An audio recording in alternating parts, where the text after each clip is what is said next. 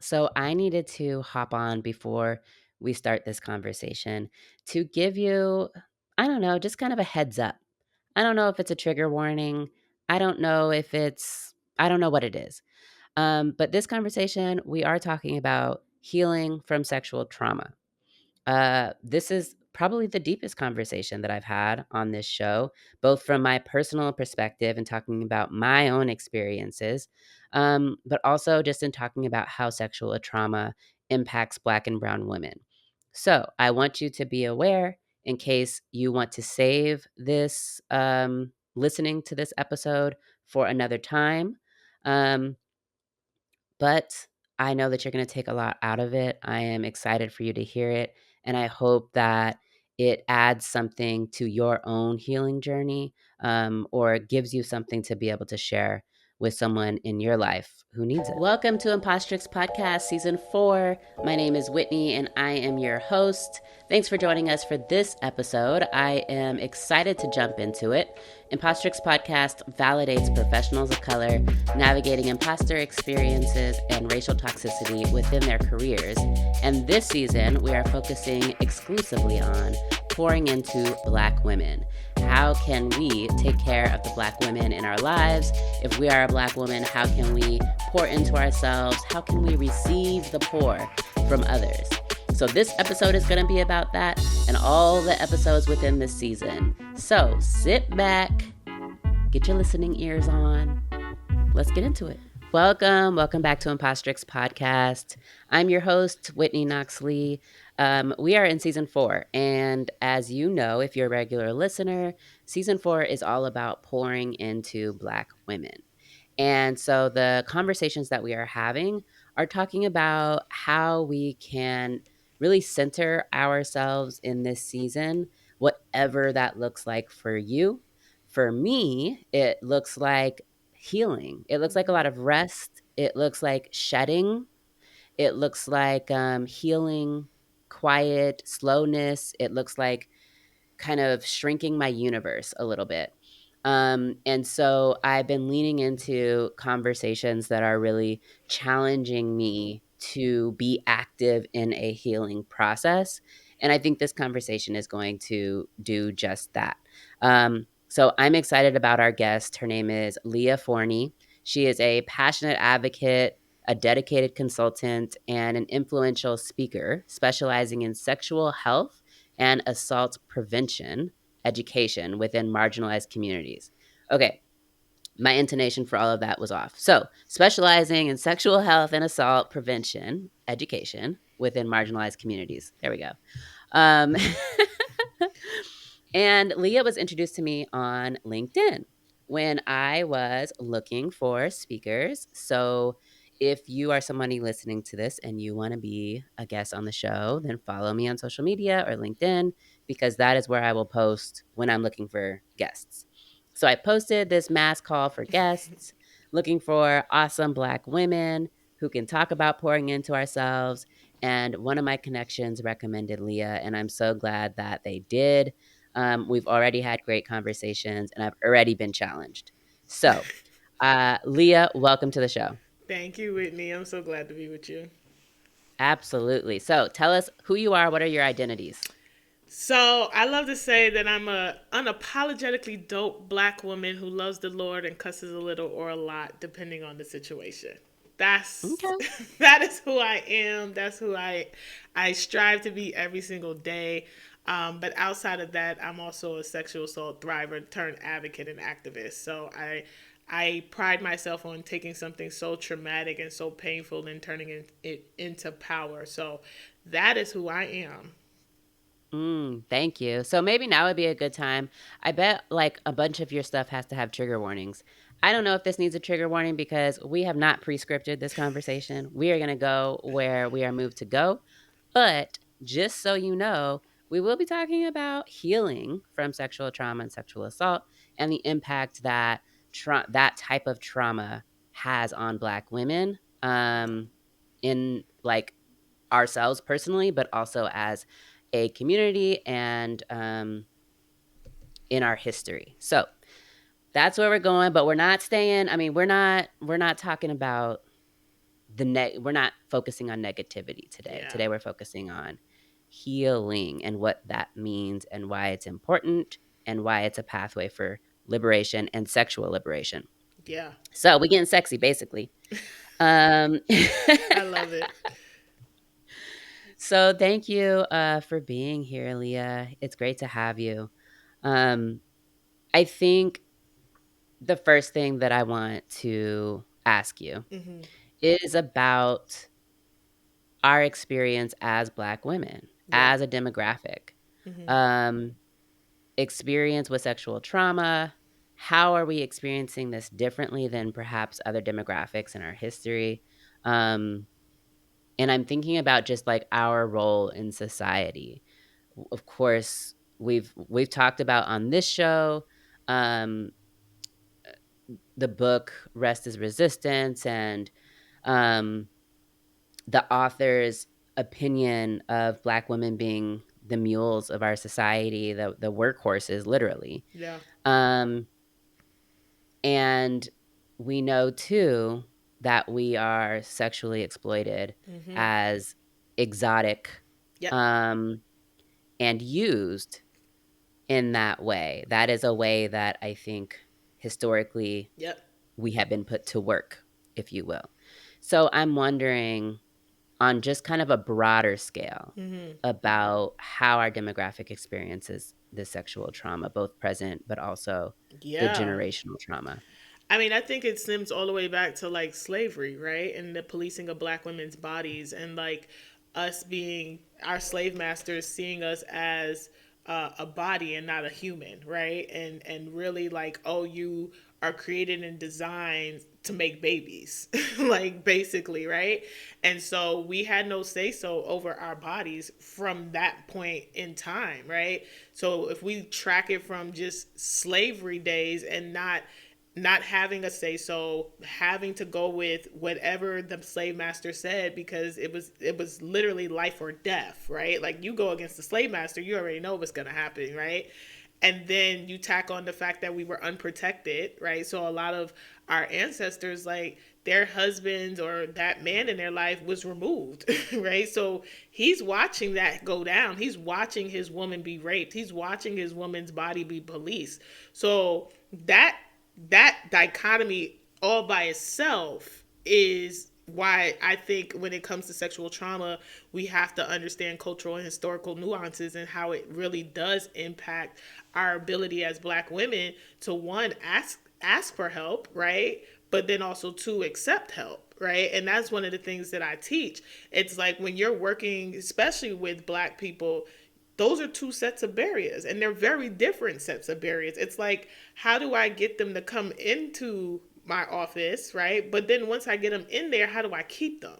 Because that's two different things you have to navigate. And then when we take it even present day, to me, stuff hasn't really changed. Black women's bodies are still being policed, right? We're still being told what to wear, right? We're still being told, oh, you better have a baby by this amount of time. If we think about the new administration that's getting ready to come in and the overturning of Roe versus Wade, all of that was about policing our bodies and being able to tell us what to do, right?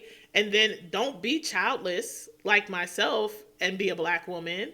Oh, then we really got a problem because how dare you not do what you were created to do, right? And so when I think about sexual trauma and how it shows up differently from a historical context, it shows up differently from culturally.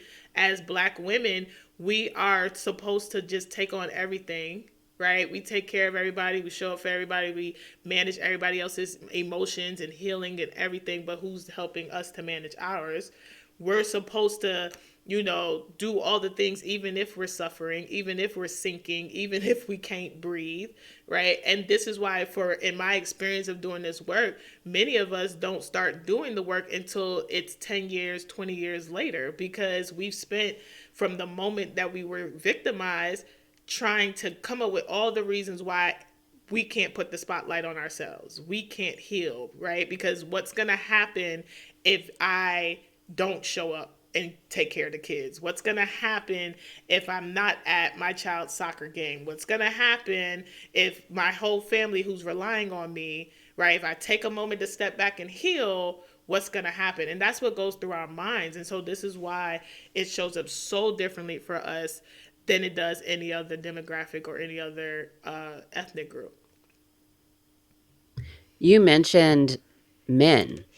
You mentioned men having to watch Yeah. their loved one be violated. Mm-hmm. And it immediately made me think about how our men have carried that trauma. Yeah. And when, there's all sorts of stuff. I mean, I don't think that black men are any different from anybody else when it comes to infidelity or, abuse or whatever it's going to be. Mm-hmm. Um, and I just wonder, in our communities, of course, just like what you were talking about, the barriers of black women coming in and speaking to you, black men have, extreme amount of barrier when seeking mental health support, Mm-hmm. and trauma support. And I it just makes me wonder. It makes me wonder. Yeah. Another thing that came up for me when you said that is uh, our skin colors Mm-hmm. and noticing light-skinned black people. My husband is a light-skinned black person. My children are light-skinned black people, and his family has a significant percentage of European ancestry. Yeah. And I know that for some of his family members, that is a difficult realization. Mm-hmm. Um, and it's interesting because we know that light skinned people just get treated differently. Differently meaning better.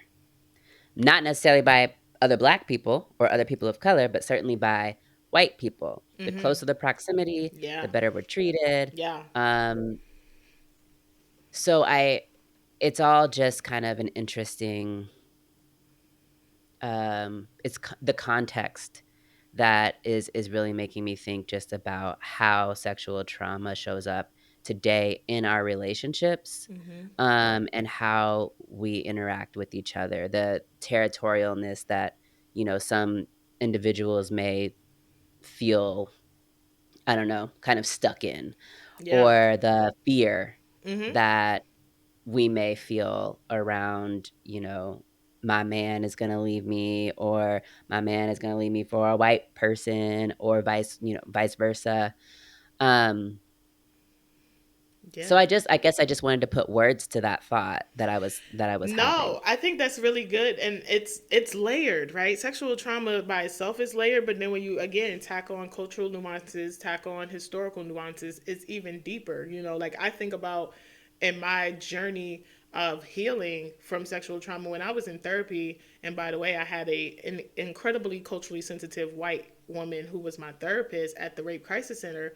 But one of the things that was so hard for me to like work through was the connection again with my body, right? So I really went through this like phase of one, not wanting to be attractive. So I used to go to therapy literally in sweatpants and a hoodie, like for weeks. I would not go do what I used to do. I wasn't getting my hair done. I wasn't getting my nails done. I wasn't doing anything. And I remember my therapist challenging me in that and was like, Leah, just do a little bit. But for me, it was like, no, because if I look good, then I'm gonna attract the perpetrator. That was what was going through my mind. So the less that I look attractive, to me it was like, all right, the least likely I'm gonna attract the perpetrator.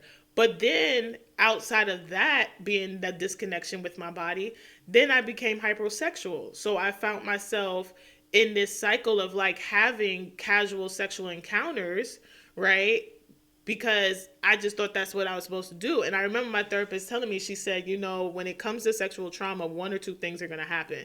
You're either going to gravitate towards sex or you're going to run from it. And she was like, that's normal. Like, it's a normal part of not only your healing journey, but it's normal response to what's happening in your body, because sexual trauma or sexual perversion is about power and control. And what you're essentially trying to do when you're in hypersexuality is you're trying to regain back that power and control over your own body because someone took it from you. And so understanding that was like, oh, okay, this is a part of this process to healing, and this is a part of my process to sexual liberation. But I just thought it was weird because I was just like, wait, I just was sexually assaulted. So why am I craving sex? Why am I finding myself having these casual sexual encounters? And then I understood, okay, that's the linkage with between sexual trauma and your healing. So let's pause a minute and just get real. You do everything for everybody. But have you taken a moment to care for future you? Getting your affairs in order isn't just about wills or trusts. It's about peace of mind for you and love for those that you leave behind. Ideally, we should all have an estate plan. And if you're in Georgia, Wills for the People can help you out. But if you're not ready yet to create your will or trust, there's something that you can do that will go a long way in helping the future you. And that is to get organized. The I Plan for This Life Organizer for when it's needed is a workbook designed to help you organize your life with clarity and ease, making it so that if someone needs to care for you or for your affairs because you're not able to, they have all of the information that they need. No stress, no confusion, just a record made by you, about you. Visit willsforthepeoplega.com to get your copy, because you deserve to be prepared and to have your loved ones prepared. Again, that's willsforthepeoplega.com and click on the workbook tab. Back to the show. I appreciate your sharing that because that's been my experience as well. And I was reading some statistics about Black women and sexual assault and criminalization that I saw myself in. So Black women are disproportionately at risk of sexual violence. Nearly 1 in 5 Black women are survivors of rape. And 41% of Black women experience sexual coercion or other forms of unwanted sexual contact. And those are statistics from the National Black Women's Justice Institute. But what I think is really connects with what you're saying is that Black women and girls. So the question is why are Black women disproportionately at risk of sexual violence? And I think the reality that I know I have experienced and possibly you and other Black women is that we are stereotyped as being promiscuous Yeah. and hypersexual, and that we have been forever. Yeah. I shouldn't say forever. For our time here and on this rock. And so when you're talking about surviving a sexual assault and then going from either shutting down altogether, sexual anorexia, or being hypersexual and very promiscuous, like that was my story, was the hypersexuality and the promiscuity. And then just feeling like, I mean, they think that I'm this way anyways. Like, I'm getting the attention. I feel like I I felt more power Yeah. being able to use my victimization in that way, Mm-hmm. or the tools that I learned during the victimization in that way. Um, Yeah. and it was a big part of my identity, now being hypersexual. And for me, healing has involved or has really led to sexual liberation and discovery of who I actually am sexually and not who I thought I was because I was coping Mm-hmm. and because I was finding, because for me, the coping was in the kind of trying to normalize that I had had these sexual experiences so young that were against my will, or maybe I was so young that I just didn't have capacity to be able to make the decisions, but also coping in that I feel less than, and this sex makes me feel powerful Yeah. and makes me feel wanted. And so I had to heal, find my own sense of self-value that Mm-hmm. was not attached to anything physical about me. Yeah. So that then I could start kind of with a pseudo blank slate as I am now, aging and considering myself as a sexual being. Yeah. Um, so I can really relate to what you're saying. And then as I'm reading these stats, I see myself in these stats. Yeah, and was I will also say was interesting. Two things that come to me when you were talking was even that part of hypersexuality and that power, right? It's all still normal, right? And I think we have to recognize that that's a normal. Like there are people that, and we know this statistically, like that get like aroused when it has happened to them when they were sexually violated. Their body reacted as if they were reacting to an orgasm, right? Like that's all a natural response to something that is traumatic, right? So I definitely want to like normalize that because some people I know for me was just kind of like, wait a minute, what's going on here? And I felt very uncomfortable. And I remember like how it came up in therapy was I remember when Zane, the author Zane, she did the movie adaptation to her book Addicted, and I went and saw it in the movies because if you grew up in our era, we loved us some Zayn back in our high school days, and so I went to go see it, and I remember sitting in that movie theater being so uncomfortable, like literally squirming in my seat. And I was like, what is going on here? Like, why am I so uncomfortable with what's happening? And it wasn't until later in the story that it was revealed that the main character was sexually violated. And I was like, oh, that's the thing I'm connecting with, right?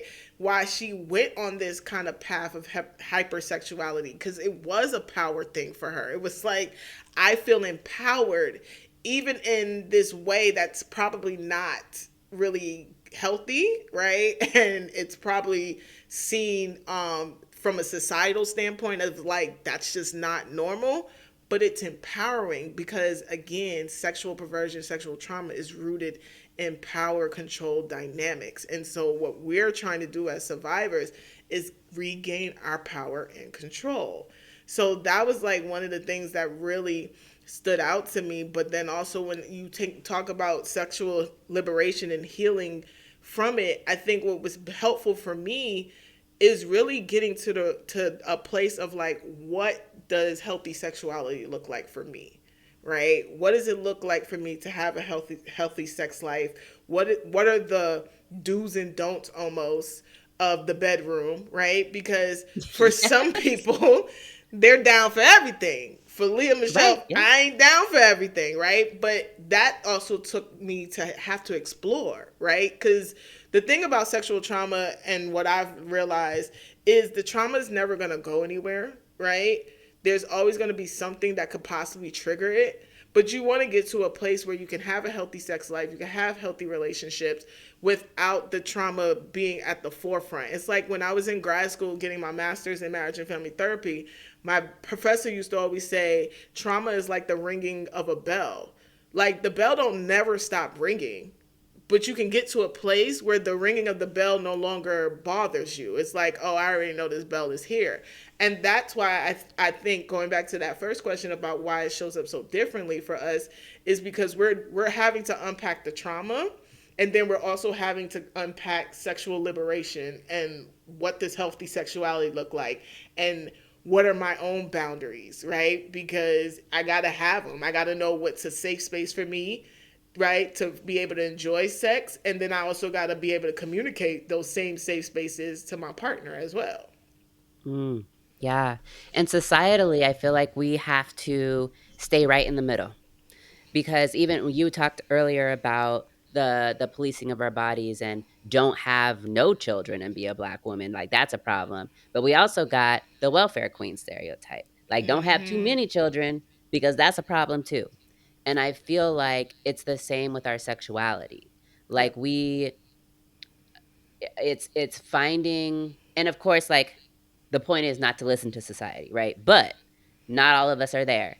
And I have certainly had my journey of needing to combat the labels that I thought I was supposed to be living by. And so it's like, okay, I'm hypersexualized. Mm-hmm. As a young girl, black girls are, what's the word? The adultification of black girls, right? Mm-hmm. Like we are treated like we are more mature when we Yep. are girls, children. Yep. We are treated as though we are sexual beings when we are children. Mm-hmm. We are given harsher punishments than our white counterparts. We, in school, face more suspensions. Yep. All of these statistics, these facts that are true for Black girls. So that's where we are starting. Um, and then it's like, well, what if I actually am a sexual being? Mm-hmm. Like, what if I do want to have sex? And as we grow and age and are exploring our sexuality, then I feel like the fear that maybe some of us have, and certainly that our parents have for us, is that we actually were that hypersexualized. Like Mm-hmm. that was true. That way that we were treated that way for a reason because we are hypersexual. So it's Yeah. kind of like a doling down. We want to dole down some of us our sexuality. Mm-hmm. Um and I think I'm I'm drawing a blank because I was thinking about ah there was something that we were saying that I'll have to come back to because I forgot what it was. No, it happened. It's funny because as you were like talking, the thing that came up for me is like, and then you tack all of that on, and don't be a Christian, right? Or That's what it in a was. faith Yes. based, like you go to church, and then church puts a whole nother set of like do's Yes. and don'ts onto you, right? Like I Yes. remember my earlier, and I tell people all the time, I'm a faith based Christian. I believe in God and all that. But I remember my earlier days in my walk with God being challenged, right? With this notion of like, okay, if I'm a sexual being, but then I go to church that tells me don't have sex until I'm married, which in my mind is unrealistic, right? But then also I'm learning about who this God is, and he's the God that created pleasure. He created sex, right? And I'm getting almost these two very different like theologies because the world is telling me one thing, right? And I'm living in the world. And then I go to church on Sundays and I'm feeling guilty that probably Saturday night I hooked up with whoever I hooked up with. But then I Mhm. go to church on Sunday and somehow I feel like Pastor know my business because now he preaching something that got me sitting here like, like, and so all of those things kind of I think is the reason why we all, as Black women, feel like we gotta walk that thin line and be in that middle space of like, don't do too much, right? Don't veer too much to the left, don't veer too much to the right. Stay right here in the middle. But for many of us, even the middle is not satisfying, right? Because if the middle is all right, I have sex with my husband, or I wait till I'm married to have sex, right? Or even with my spouse, I'm only doing but so much in the bedroom because again, I don't want to veer to the left and don't want to veer to the right. Then where are you being fulfilled? How Yeah. is that honoring your healthy sexuality? How is that honoring your body? How is that helping you with your pleasure? Because at the end of the day, God created pleasure. So Yeah. it's not his will that you're not supposed to be pleased. And I think that's one of the biggest struggles that women, especially Black women, we deal with. Yeah. Have you read Levant Briggs' Sensual Faith? No. I'm, Okay, read that book because so I haven't read the whole book. I listened to a talk by an author, pastor, sex forward, beautiful Black woman. Her name is Levon Briggs. Um, she is the woman that you're describing right now. I mean, she's a pastor. She's very like faith, religion, in yeah. the church, and very sexual, very sensual, and very open about it, very open about how she wears her clothing, how she walks through this world, what she Mm-hmm. shows and what she doesn't show, and Yeah. all of that stuff. And I love that book, and that idea, particularly for my Black sisters who are really struggling with religion and sexuality, and their faith and sexuality. And I know for me, one of the first turnoffs for religion was um, the discussion around homosexuality and how much of a sin it was. Yeah. When I started kind of paying just the slightest bit of attention to sermons was when I was dating women in Mm. high school, in middle school, and I was finding myself interested in, all sorts of people. Yeah. And I go to church and all they want to do is talk mess about how I'm going to go to hell.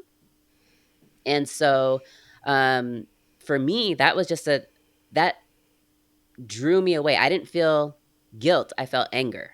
But I know that a lot of people, instead of feeling anger, they feel guilt. Yeah. And they feel like they can't live their true self and their true sexuality, because their faith comes first in that way. And for me, it wasn't like that. But that was my first thought after hearing you speak. The second thing, though, and this came up in a group text in my sister circle just a couple of days ago, is around um, period justice. Mm-hmm. And our experience. So, one of my friends who grew up pretty religious, Black in the South, she texted the rest of us asking, um, were you all allowed to wear tampons when you Mm. were growing up? Not one of us was Yeah. allowed to wear tampons. And for me, I don't think it wasn't that I wasn't allowed, but my parents didn't buy them for me. Mm-hmm.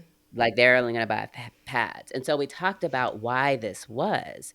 And they were sharing the different messages that they were getting from their moms about it. One being, you only put something in your vagina after you've started having sex, or if you put Mm-hmm. something in your vagina, then you're going to start wanting to have sex, or it's unclean, or you're that's a sign of promiscuity if you want to have a tampon instead of a pad. Um, so they're, you know, and for some of my friends, it was their parents actually saying this. For some of my friends, it was just it wasn't explicit. Yeah. But it was how things were. And so I find that really interesting too, the way that our Black mothers or our Black fathers are trying to protect our innocence, Mm-hmm. protect our sexual something, I don't know, protect us. We'll just say protect us. Um Yeah. from this fear Mm-hmm. of over sexualization, hypersexualization, bringing attention to ourselves, making people want to come have sex with us. Um, and it it's really interesting to think about. No, it You is. know? And as you were talking, the thing that came to my mind is purity culture. And purity culture Mm-hmm. being rooted in violence and shame, right? Because Mm. what happens when a young girl, and we just saw that recently, it went viral on social media of a pastor shaming a young Black girl who got pregnant at 16 and making her stand before the church and apologize, right? Mm. And again, it's that as a Black woman or a young Black girl, you have to look a certain way, you got to dress a certain way, you got to behave a certain way. And purity culture shames us. There's this public shaming that happens even around your period. Like, I remember when I first got my period, I was like silenced as a child. My grandmother was like, "You don't go around telling nobody you got your." I'm like, I don't even know what just happened. Like, all I know is I woke up the next morning and I was bleeding. You know what I mean? Like, Mhm. and the horrible thing about the shaming is that because we do so much shaming, our children are now have less education. So we Right. make periods or going through the change or becoming a woman this shameful experience, which is why we are disconnected from our bodies very early, which is why we end up in hypersexuality and struggling with sexual liberation, because we've been taught from the early on, like, Your body is not your own. It belongs to God, right? You're not supposed to be out here doing these things. And when we do go through our feminine change and we do start to menstruate, we're shamed into it. It's like, you don't tell nobody that.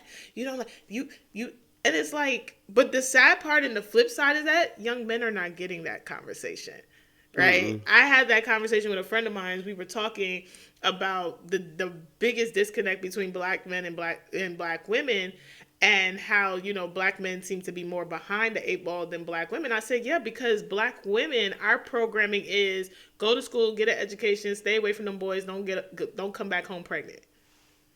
That's it. Like, that's the programming.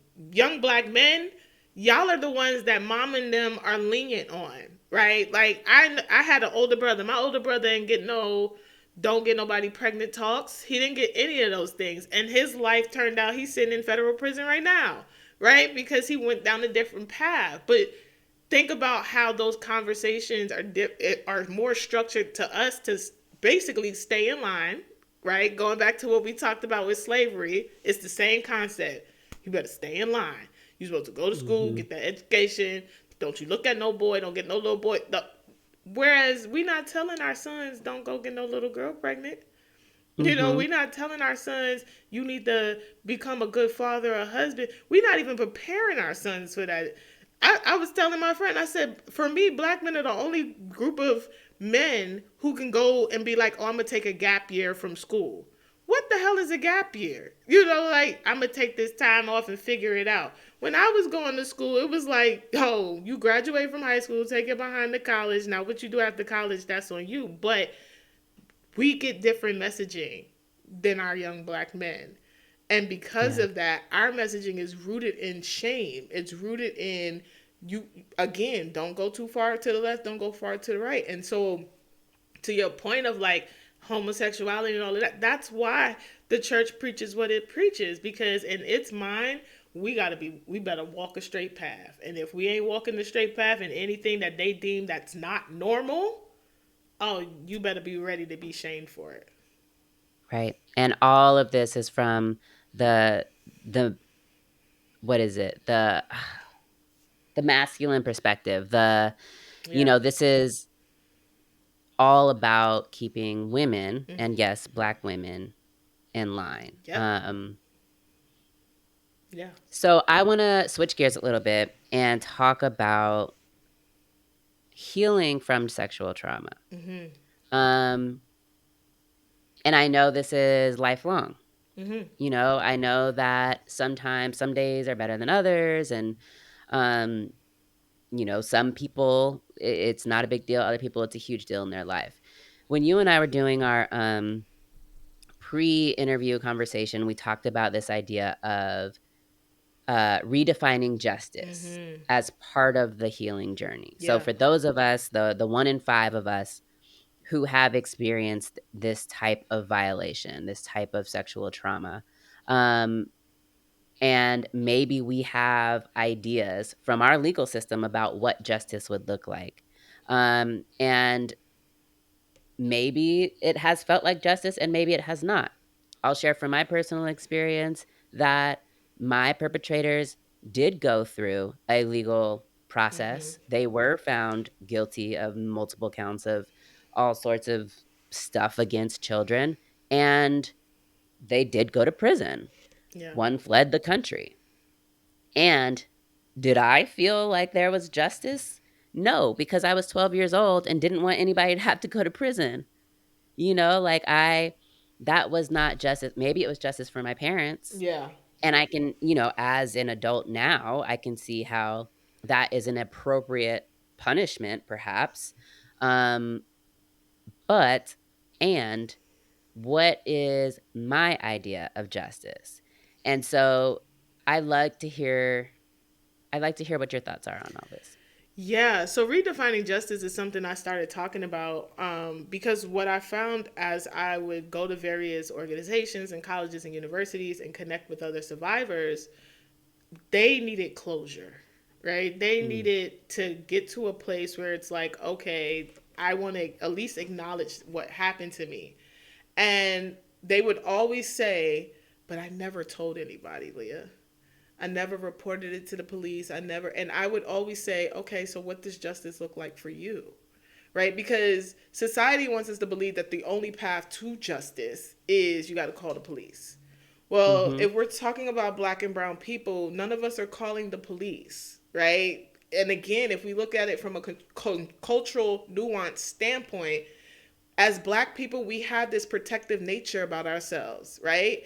And if our And our perpetrator family members. and our family members, right? And if our perpetrator happens to be a black man or a black woman, our first thought process is, I don't want to get another brother in trouble, or I don't want to get that person locked up, right? So there's this trauma bond there, and this innate feeling of like, I just don't. I don't want to get the police involved. I don't want to do all of those things, right? And so if that's not the path to justice, then what does justice look like for you? You have to redefine it, because redefining justice is all about healing and getting to a place of acceptance and closure. And what I like to tell people is acceptance is really just accepting the reality that it is what it is. It happened, right? But when we don't redefine justice, my experience has been that the trauma stays trapped in your body. So I can remember Mm. having a conversation with one survivor who was a young man, and he kept saying to me, I think something happened. But as he was saying it to me, he's crying. And I said, baby, something happened. You know how I know something happened? Because your body's responding to it. Just the mere thought of someone violating you, your body's responding to it. And one of my favorite books, I always tell people to read it, is The Body Keeps the Score, right? Mm-hmm. Because it tells you how trauma stays stored and locked up in your body. So even if you're trying to tell yourself it didn't happen, even if you're trying to tell yourself that the only way I can heal or the only way that I can find justice is to report, your body knows, right? And so redefining justice is, to me, is a crucial part to your healing journey, because it's getting you to a place of accepting the reality of what happened. It's helping you to find closure on your terms, not what Mm. society says, not what mama and them say, not what people think you should do, right? And I really wish I understood that early on, because I think I would have avoided the legal system, because I was Mm-hmm. mishandled from the Mm-hmm. gate. I mean, the cop that came to my house, he literally asked me 5 to 7 times, was I absolutely sure that I was raped, because I went on one date with the guy. You know, the woman Mm-hmm. detective that was assigned to my case, she was so cold and callous. She was just like, all right, you need to go to the hospital, you need to do a rape kit, you need to do this. Like, so cold and callous. The judge that proceeded just to give me a restraining order, literally from the Mm. bench, said, I don't believe you. You're a woman scorned.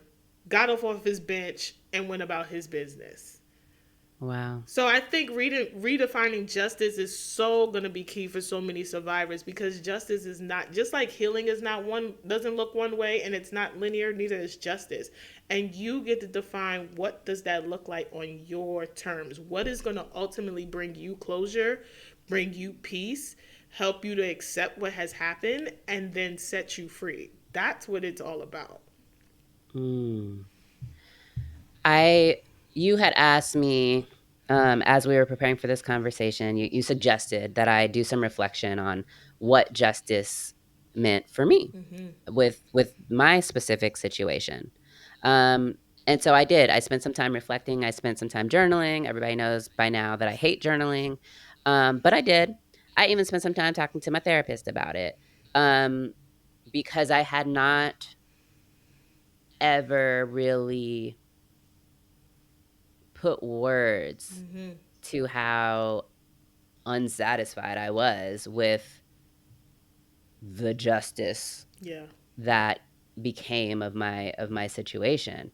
And so some of the thoughts that I had were like, punishment has not felt like justice. Mm. The punishment, it didn't dissolve any of the anger that I had felt myself feeling Yeah. throughout the course of my life. Yeah.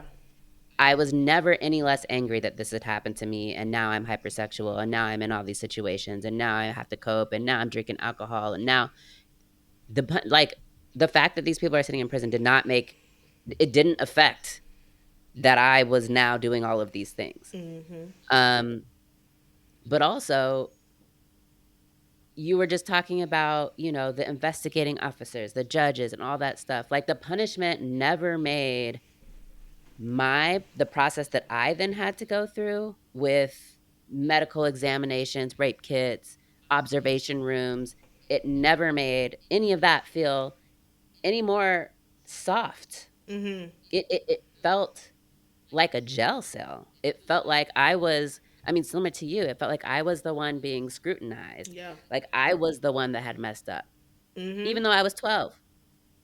And even though it's not necessarily like I don't think anybody, unlike your situation, like nobody was telling me, well, that didn't happen. It was just that it wasn't a space for a child survivor to be experiencing this quote service, and entry into this legal system and medical system. Yeah. Um, that the punishment, the arrest, none of that ever made any of that feel safe Mm-hmm. for me. And then ultimately, I think looking back as an adult, the punishment never felt like it was about me. It never, like, I was just any person, and the whole process, the whole system was about this specific person who perpetrated somebody else, some random girl. Yeah. And so I think when I'm talking and thinking to myself about healing from my sexual trauma and finding sexual liberation, I think that healing part for me is around like one of the questions was, what would it take for you to heal? And justice, I think, is having a space for me to heal. Mm-hmm. It is, and not me as an adult, but like me as the person that is Yeah. going through the immediate aftermath, Yeah. having a soft space to land, Mm-hmm. having, age appropriate toys or videos or I don't know, community, not dealing with this in isolation, like literally by myself in a room with no one. Um, Yeah. and I think having resources to be able to stay with me through my healing journey. And then I also thought about, like, yes, I do think protecting children, in Mm-hmm. my case, protecting children, but other people, particularly other Black girls, is important, but not necessarily from this specific person, but from all of this societal stuff that we're talking about, from the adultification of Black girls, Mm-hmm. from Black girls being sexual prey. Yeah. I feel like that is the justice that I'm seeking. I could care less about these people, these specific offenders, perpetrators, whatever we want to call them. I care so much more about the young girl who has not had yet to experience this, Mm-hmm. or who has experienced this and is looking for the soft place to land and is not, see, they're being treated like an adult even in their care. Yeah. Yeah. No, I love that you were able to define that for yourself and really be like, okay, this is what healing looks like. And what as you were talking, something that came up for me is sometimes healing looks like reparenting that version of you. Right? Hmm. Reparenting, especially if it's a child sexual abuse situation, you got to go back to that little girl or that little boy, right, who was victimized and reparent her or reparent him and give them what you wish the adults in your life gave you, right? Because, like you said, your parents did what they felt was the best decision. You were the child in the situation. They're like, all right, the best thing is to send these people to jail without considering how is that going to make you feel. What is it that you want, right? And again, it goes back to why, as Black women, we deal with sexual trauma so differently because oftentimes no one's asking us, what is it that you want? What does it look like for you? What does justice look like for you? Like, everybody is being like, you, like, I remember when I came out to my bishop and I told him I was sexually assaulted, he was former law enforcement. So he's like, oh, you got to go to the police. I'm not going to the police. Like, immediately my body was like, we can't go to the police because I'm a Black woman in America. who is going to believe you? That's literally the thought that Yep. ran through my mind. I am about to be torn apart in shreds. It's going to be my fault. It's going to be victim blaming. Oh, like, I had so many people encourage me, Leah, go to the police. And I feel like I went to the police 2 days later to prove my point that this was not going to be justice in my favor. And that's exactly what happened. But it was also adding to the trauma because not only did I have to Yeah. deal with the sexual trauma, I also have to now deal with a criminal justice system that failed me. Right. That basically literally brought my worst fear to life and was like, yeah, we don't believe you because you're black. Because that's Right. exactly what I knew. So I think a part of healing too, for many of us who have also been victims and child in and adolescent years, is you're gonna have to reparent her.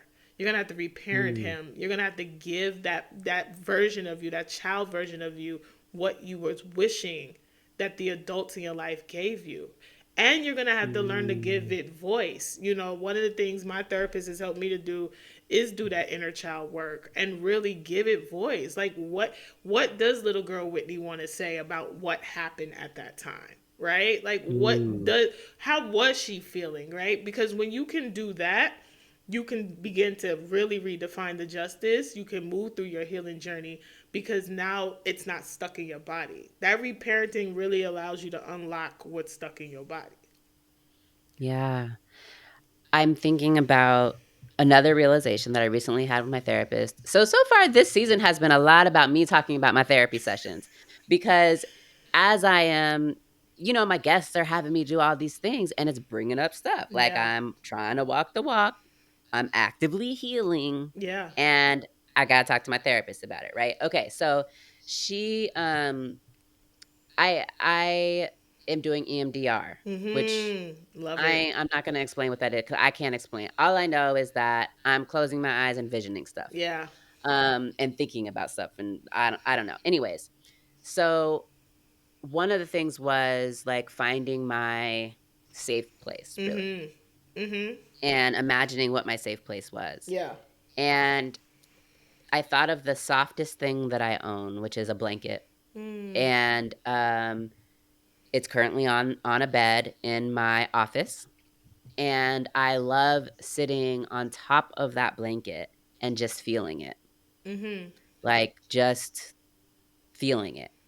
I could have clothes on, I could have no clothes on, I could have no socks on and I love just rubbing my hands on it.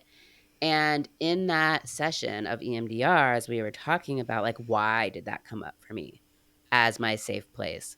What I thought about was that I didn't have that softness way back when. Yeah. And so I just think it's so interesting, you said reparenting that younger Whitney and giving her what she wished that she would have had. And I'm seeing only recently, like this is really only within the last 6 or so months, Yeah. well, maybe the last year. I learned this when my friend Cassie, I was having an anxiety attack. And my friend Cassie was like, go do something that makes you comfortable. And I found my fluffy robe and this same blanket and sat in my bed with it, and it made me feel better. That was the first time that I realized that soft things Mhm. calm me. Mhm. And how wild it is.